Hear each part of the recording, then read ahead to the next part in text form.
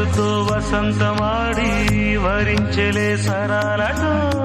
మిలా మిలా హిమాలే జల జల ముత్యాలుగా తడ తడ గళన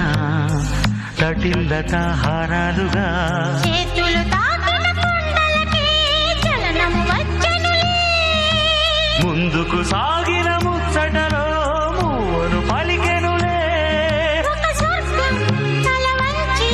ఇలా చేరే క్షణాలలో అందాలలో అహో మహోదయం భూలోకమే నవోదయం.